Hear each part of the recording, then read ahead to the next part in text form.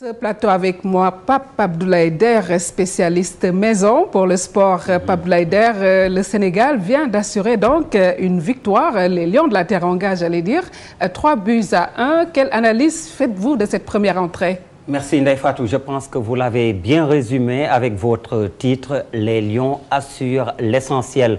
3-1. Le score est relativement large, mais cela a été plus dur que cela n'y paraît, avec très tôt un but encaissé.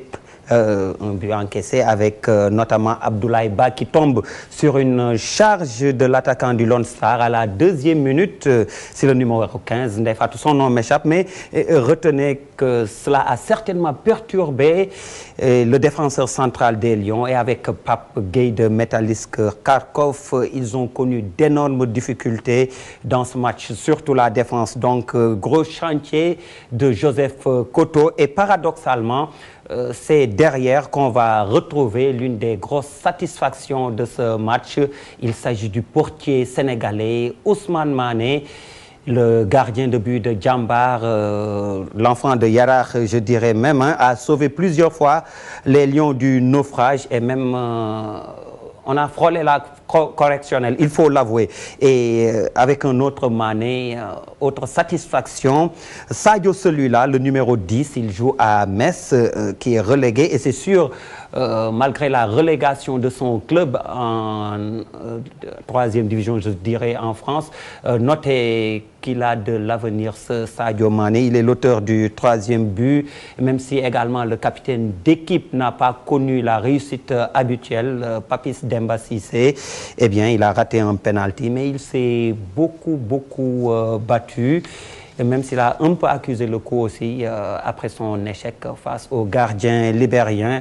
Il y a également Dame Doye, Ndeye Fatou, qui est entré en cours de jeu. Dame Doye a fait beaucoup de bien. Il est l'auteur même du 2e but.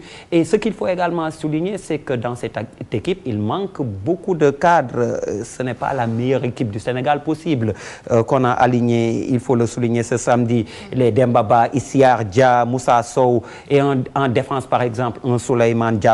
Vous imaginez si ces joueurs s'ajoutent à ceux qui ont évolué ce samedi sur le terrain, le Sénégal peut se bonifier et donc bien se comporter dans ce groupe pour les éliminatoires de la Coupe du Monde. Mais alors, Pape Abdoulaye Der, le périple ne fait que commencer. Et quelles sont les perspectives? Les perspectives, vous le devinez, c'est déjà dès la semaine prochaine l'Ouganda. Alors, avec à suivre déjà pour nous ce dimanche un match important, même si cela ne nous concerne pas directement, c'est Angola-Ouganda, parce que comme je vous le disais, la bande à Joseph Koto est à Kampala dès le week-end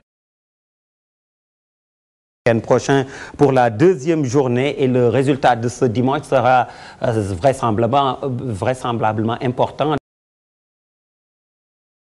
dans le comportement des Ougandais dans la partie à venir, et surtout l'Ouganda, des genres de pays difficiles à jouer. Le Soudan qui a battu par exemple les Zambiens qui sont champions en titre ce samedi, 2-0. Donc c'est vous dire. Je veux aussi très rapidement parler de l'adversaire du Sénégal ce samedi, le Libéria. Assez surprenant parce que le style anglophone, c'était en général très physique avec le kick and rush.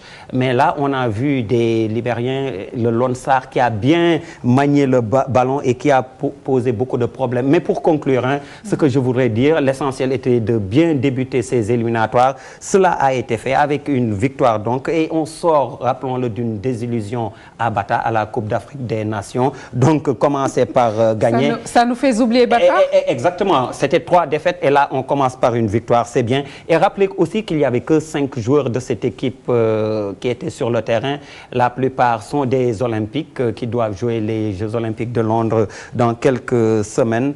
Donc c'est une nouvelle équipe en gestation. Soyons indulgents en pensant que cela va aller beaucoup mieux avec les rectificatifs, bien évidemment, à apporter. Ndeye Fatou. Merci à vous, Pape Abdoulaye Der.